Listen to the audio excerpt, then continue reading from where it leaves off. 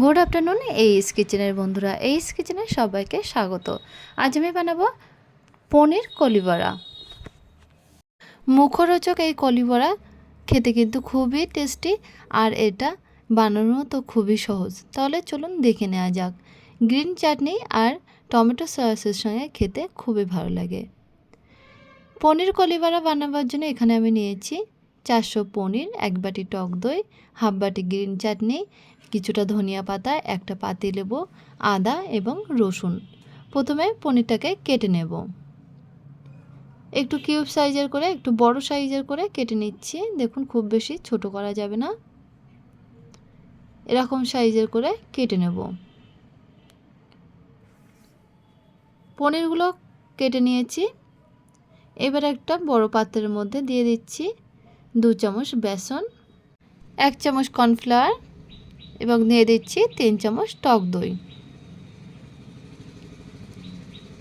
তারপরে দিয়ে দেবো 1 চামচ গ্রিন চাটনি, হাফ চামচ আদার পেস্ট এবং 1 চামচ রসুন, হাফ চামচ বিট লবণ, 1 চামচ কাশ্মীরি লঙ্কার পাউডার, 1 চামচ জিরে পাউডার, হাফ চামচ গোলমরিচের পাউডার, 1 চামচ ধনিয়া পাউডার, 1 চামচ হলুদের পাউডার এবং 1 টুকরো লেবুর জুস দিয়ে দিচ্ছি। আর অল্প একটু ফুড কালার মিক্সড করে দেব।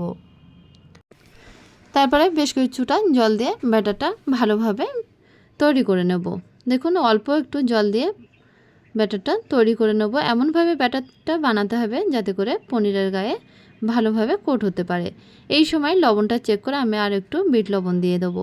ব্যাটারটা কিন্তু এরকমই হবে। এবার কেটে রাখা পনিরগুলো ব্যাটারের মধ্যে দিয়ে দিয়ে বেশ ভালোভাবে কোট করে নেব। তারপরে আধা ঘন্টা রেস্টে রেখে দেব।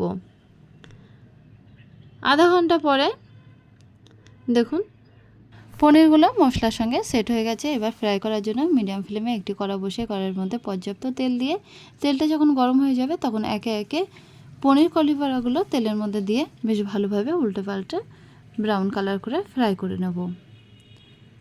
বাদবাকি যে পনিরের পিসগুলো ছিল কোট করা, সেগুলো কিন্তু দিয়ে একইভাবে ফ্রাই করে নেব।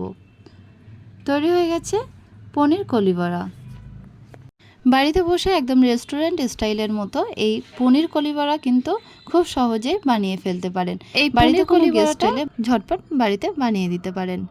তাহলে বন্ধুরা, রেসিপিটা কেমন লাগলো অবশ্যই কমেন্ট করে জানাতে ভুলবেন না, আর আমাদের চ্যানেলটাকে সাবস্ক্রাইব করে আমাদের পাশে থাকবেন।